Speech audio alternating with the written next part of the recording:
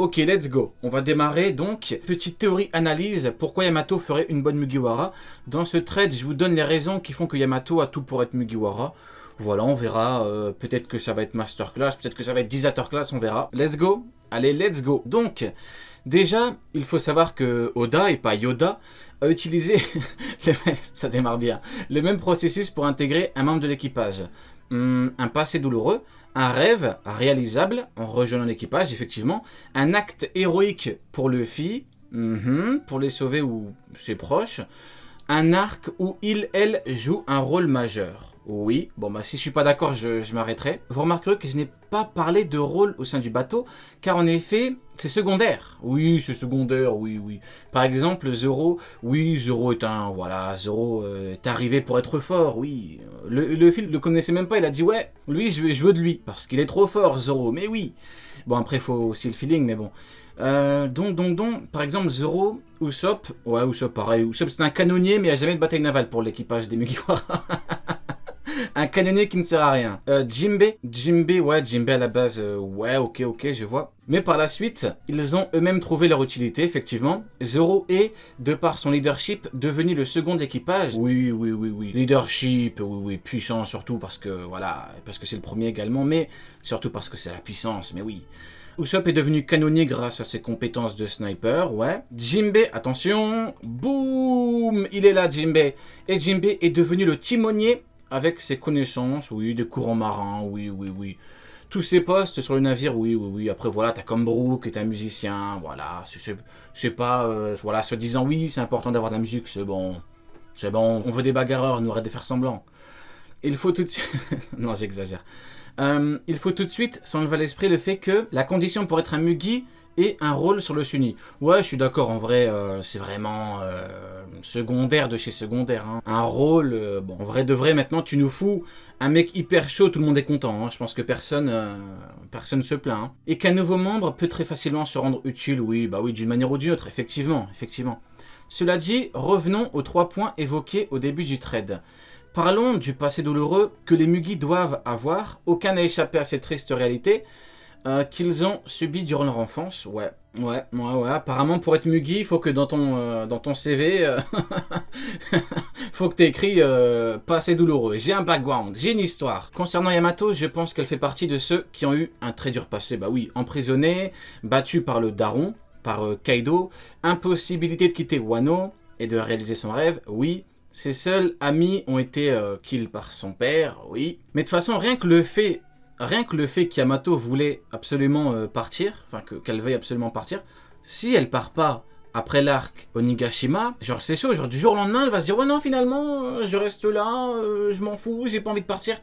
C'est pas un peu chaud, genre elle a toujours voulu partir et tout, mais là, non, je vais rester avec Momonosuke. C'est une possibilité, hein, mais en vrai de vrai, elle a également pris la mort de Ace, oui. Vu le pays de son modèle Oden subir la tyrannie, bah oui, de Kaido et Orochi. Donc, concernant ce premier point, on peut dire que Yamato correspond parfaitement. Oui, bah elle a un passé douloureux, oui, qu'est-ce que vous voulez que je vous dise? Effectivement, il a raison. Yamato a un rêve depuis enfant qui est de voyager et de quitter Wano. Ouais, c'est ce qu'on disait tout à l'heure. En vrai de vrai, moi je me dis, c'est chaud. Si du jour au lendemain, elle se dit, ouais, non, finalement, j'ai pas envie de partir. C'est pas un peu... Après bon, pourquoi pas, mais... Elle est donc bien en accord avec cette condition, effectivement. Concernant le troisième point, un acte héroïque de Luffy qui l'a sauvé. Et oui, Luffy, en venant sur Wano Kuni, a libéré Yamato de 3 façons. En la libérant de ses chaînes, réelles, oui. Et en s'opposant, je crois qu'il voulait dire oui. D'ailleurs, c'est pas drôle que Luffy, il a tabassé le daron de Yamato. Et genre, Yamato, elle était contente. Elle était en mode, oui, c'est très bon, vas-y, tabasse mon père, oui. Il le mérite, vas-y, balaye-le. C'est une dinguerie. Genre, son daron, il a tabassé Luffy. Elle était là en mode, non, il faut qu'il se relève. Vas-y, va tabasser mon daron. Quelle dinguerie. En libérant Wano, que Yamato elle-même tenait à protéger, ouais, Luffy a donc bel et bien sauvé Yamato, effectivement. Maintenant, le dernier point. Un arc où elle joue un rôle majeur. Je vais dire les termes. Yamato a été excellente durant tout l'arc Onigashima. Oui, est-ce qu'on peut le contredire? En vrai de vrai, Yamato. Bon, je sais qu'Yamato, elle fait chier beaucoup de gens avec le je suis Oden. Je sais qu'il y en a plein qui pètent les plombs parce que je reçois des messages On me dit oui Ryo, et toi t'en as pas marre de Yamato qui fait que dire que c'est Oden? Qu'est-ce que vous voulez que je vous dise? Hormis ce point-là qui pourrait être dérangeant, elle a été très très bonne dans l'arc. Hein.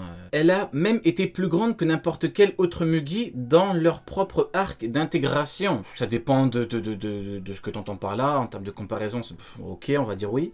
Voici ce qu'elle a accompli. Protéger Momonosuke, combattu Kaido pour protéger l'Alliance, ouais. Ça me termine, ceux qui me disent « Oui, mais Ryo, Yamato, elle a rivalisé avec Kaido, donc quand Vista, on dit qu'il rivalise avec Mihawk, ça veut rien dire. Hop, hop, hop, hop, hop.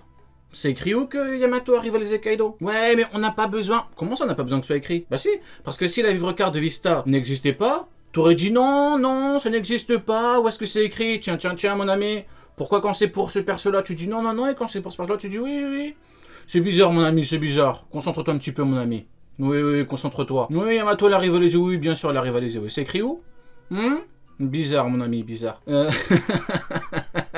C'est bon, j'arrête de troller, j'arrête. Encourager Momo quand il a voulu se rendre à Kaido, ouais. En fin d'arc, empêcher les pirates de Kaido de s'attaquer à l'Alliance, oui, oui, oui. Bon, là, pour le coup, elle a plus aidé les pirates de Kaido. Hein, de mémoire... Sanji, il est encore chaud pour les démonter. Hein. Ouais, de mémoire, Sanji, il est encore jambes frites et tout. Il aurait fait le ménage. Hein. Voyant Luffy comme l'unique espoir de Wano, elle a donc dès le début eu une confiance aveugle envers Luffy, oui. En bref, son palmarès est incroyable. En seulement quelques chapitres, elle n'a rien à prouver de plus. Oui, on peut être d'accord, on peut être d'accord. Les actes valent plus que les mots. Bah non, mon ami. Bah non, justement, parce que toi, tu vas me dire que Yamato a rivalisé avec lui. Ok, toi tu me dis Yamato a rivalisé avec Kaido. Moi je te dis non. Qui a raison, qui a tort. On peut pas savoir. Alors que la vivre card est claire. Il a rivalisé avec lui. Voilà. Je préfère écouter les éléments factuels qu'on nous écrit. Parce qu'une action comme ça, tu peux l'interpréter de plusieurs façons. Moi, je peux te dire oui, mais non, parce que de base, elle a un bon niveau. Elle a un niveau suffisamment élevé pour pouvoir le combattre un certain temps. Mais ça ne veut pas dire qu'elle a rivalisé avec lui. Parce que le mot rivaliser dans OP a un sens. Parce qu'on nous dit que seul Barbe Blanche pouvait rivaliser avec Roger. Tu peux pas dire lui rivaliser avec lui comme ça. Donc, voilà. Tu peux me dire les actes, si c'est pas écrit, c'est ton avis contre le mien. Après, chacun interprète le truc comme il veut. Moi, je préfère écouter les écrits, après. J'aimerais bien être d'accord avec toi, mon ami, tu vois, mais d'un côté, il y a toi qui me dis ça, d'un côté, il y a la vivre carte qui dit ça, alors que pour Yamato, c'est écrit nulle part. Donc, c'est compliqué. Pour moi, rivaliser, c'est vraiment être quasiment proche du niveau, pouvoir le surpasser, ou t'as de grandes chances de pouvoir vraiment avoir le même niveau que le Boog, mais en gros, tu as de grandes chances de gagner. Pour moi, tu vois, rivaliser, c'est surtout avoir de grandes chances de battre la personne. Yamato n'avait aucune chance de gagner. Ça aussi pour toi, Yamato avec de grandes chances de gagner, tu vois ce que je veux dire? Pour moi, le mot rivaliser, c'est surtout ça. Rivaliser, c'est vraiment quand tu peux rivaliser quelqu'un, c'est quand tu as des chances, vraiment, de atteindre vraiment le même niveau que le mec, ou de le surpasser. Tu vois, les vivre cards, bah, ils sont faits par Oda. Oda valide toutes les infos des vivre cards, ouais. Maintenant, après voilà, les mots ont un sens. C'est comme pour Marco, quand le databook dit Marco, combat d'égal égal, les amiraux, on me dit ouais mais non, ça veut pas dire combattre d'égal égal, mais ça veut dire quoi alors? C'est quoi? C'est Marco est un amiral? Il a combattu d'égal égal parce que Marco est également un amiral? Bah non, c'est en termes de puissance mon ami, arrêtez de faire semblant. Allez, je continue. Maintenant vient la question des rapports de force. Tiens, tiens, tiens. Ça tombe bien, je suis là, mon ami. Je vais dire les termes. Penser qu'elle n'intégrera pas l'équipage car elle est trop forte est un raisonnement bancal. Oh, trop forte, alors là. Quand tu vois ce qu'a fait Zoro et ce qu'a fait Sanji, je vois pas comment tu pourrais dire qu'elle est trop forte. Elle a pu combattre son daron en l'espace d'un instant, ouais, mais bon, un mec du niveau de Zoro ou de Sanji actuel, si ils savent comment combat Kaido, comme Yamato sait comment Kaido combat, voilà, il pourrait faire la même chose dans le sens où il pourrait bien combattre avec lui, quoi. Encore une fois, après, ça dépend du contexte, hein. Genre, tu prends le combat Luffy contre Kaido au début, Luffy, il a essayé de la jouer bourrin, bah, Kaido y est arrivé, il a mis c'est bon, il dégage de là. Ça dépend du contexte, ça dépend. Maintenant vient la question des rapports. Ok, donc ouais, Luffy n'a jamais refusé quelqu'un car elle est trop forte. Après, pour moi, elle est pas trop forte, hein. Franchement, pour moi, elle est pas trop forte. Après, il faut aussi prendre le contexte, dans le sens où Yamato devait tenir Kaido en l'espace d'un instant, tu vois. C'est comme pour Akainu dans l'arc Marineford. Akainu, tu regardes que l'arc Marineford, tu te dis, ce mec-là peut valoir Aokiji et qu'ils auront en même temps tellement qu'il est trop fort. Alors que, en réalité, non, parce qu'il a mis 10 jours à battre Aokiji. Ça dépend. Akainu devait avoir des actions de fou dans son arc, il les a eu. Pour Yamato, c'est pareil, elle devait tout faire pour un peu tenir Kaido. Bon, voilà, je pense que vous voyez ce que je veux dire.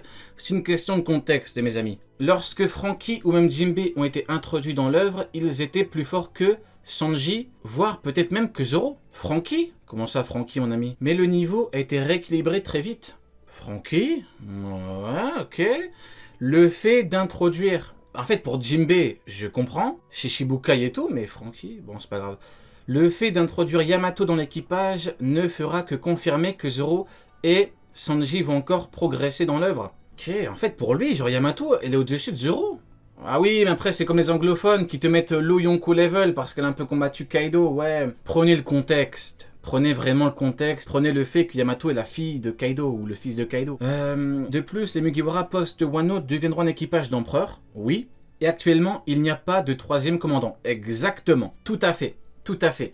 Jinbei avait une chance de devenir le troisième commandant en battant Jack. Il n'a pas pu le faire. Donc Jinbei n'est pas troisième commandant parce qu'il n'a rien validé du tout. Yamato a validé le niveau en prenant en compte ce qu'elle a fait contre Kaido. Jinbei n'a rien validé du tout, c'est un fait. Il a battu Uzuhu, mais il n'a pas validé de niveau commandant. Il est toujours dans cet espace un petit peu intermédiaire entre vice et commandant. Vous voyez ce que je veux dire? Pour Sanji, Oda arrive toujours à faire en sorte qu'il reste le troisième. Oui. Les Mugiwara, post-Wano c'est bon, on l'a fait. Jinbei n'en est pas un. Oda l'a fait combattre un Tobiropo et il n'a donc pas confirmé. Ah bah voilà, voilà, c'est ce que j'ai dit. J'avais pas lu, mais écoute, je suis d'accord. Yamato, quant à elle, n'a rien à prouver. Oui, elle est niveau commandant, exactement. Donc, elle est troisième commandant, oui. On aura donc Yonko Luffy, troisième commandant, 3 commandants, Zoro, Sanji, Yamato, 7 sous-commandants, une flotte. Oui, on a l'équivalent du nouveau Kaido, entre guillemets, hein, du nouvel équipage de Kaido. Il a raison. J'aime bien. Moi, j'aime bien Blackleg. Big up à toi, Blackleg, j'aime bien.